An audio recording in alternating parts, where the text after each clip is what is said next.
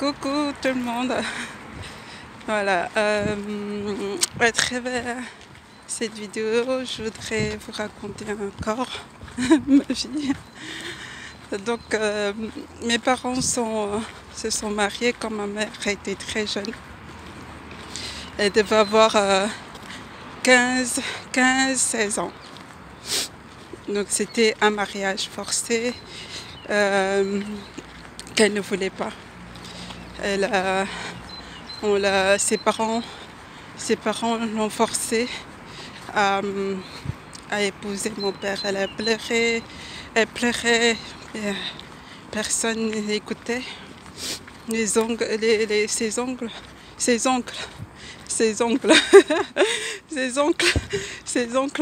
étaient, son oncle était parmi ceux qui l'ont obligé à épouser mon père parce qu'il y avait un intérêt derrière, l'argent. Mon père était riche, donc il voulait l'argent, ses parents aussi. Et donc personne n'était là pour prendre sa défense. Et elle n'a pas connu de bonheur dans le mariage. Parce que comment le bonheur peut venir d'un mariage forcé, quelque chose qui est forcé qu'on t'oblige à... Elle n'a pas connu ça. Et donc moi je suis née dans ce couple, dans cette ambiance. Et donc, si vous aussi vous êtes né dans une famille comme ça, il faut vous tourner vers Dieu pour puiser vos racines, recevoir son identité. Parce qu'il a bien mieux à nous donner, de l'amour, de l'argent, tout. Et donc j'ai grandi dans cette famille-là, où il y avait des faux semblants, parce que ma mère, elle souffrait en silence, elle ne faisait pas voir. Donc nous, on pensait qu'elle était heureuse, et elle couvrait les infidélités de son mari. Jusqu'à ce qu'on découvre. Mais avant qu'on découvre, quand j'ai grandi, mon père aussi il a voulu me donner en mariage à quelqu'un qui était haut placé aussi, à l'ambassade de France. Il avait commencé déjà à arranger avec son ami, jusqu'à ce que ma mère intervienne et se fâche contre lui. C'est comme ça que j'ai été sauvée. Quand j'ai découvert ça, il y a eu une cassure encore plus en moi par rapport à mon père, et je vivais dans la peur de ce qu'il pourrait recommencer et chercher quelqu'un. Donc, vous qui donnez vos enfants en mariage, vous les obligez à aller épouser quelqu'un qu'ils n'aiment pas, s'il vous plaît, arrêtez, parce que vous détruisez la vie. Vous détruisez même les enfants. Les enfants qu'ils vont avoir, ce ne sera pas le bonheur dans la couple. Vous détruisez la vie. Ma mère, elle a souffert, mais moi, rien qu'à l'idée de savoir que voilà, il y avait un truc qui avait été arrangé pour moi. J'ai vécu dans la peur, je vivais dans la peur que mon père recommence. Je vivais dans la peur qu'il le refasse. Alors déjà, rien qu'à l'idée, je vivais la peur. Imaginez ceux qui vivent vraiment ça. Il y en a qui, ces femmes-là, le plus souvent, elles sont violées. C'est vraiment la violence tous les jours. Elles n'ont pas le droit de parler. C'était toi, j'étais acheté.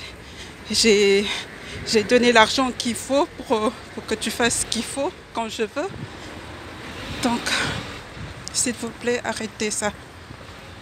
Si vous êtes dedans, si vous avez des idées de vendre vos filles, arrêtez ça. Arrêtez. Dieu n'apprécie pas. Dieu n'apprécie pas de tels actes. Il peut pas prendre acte. Il peut pas être avec vous.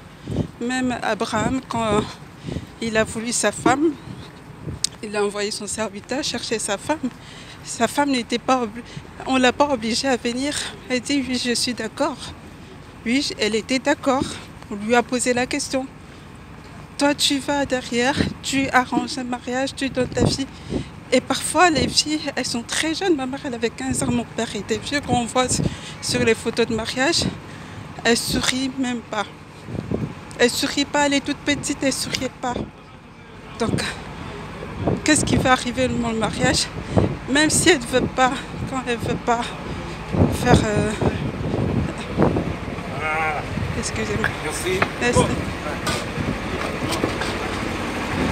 Voilà, il y a des travaux.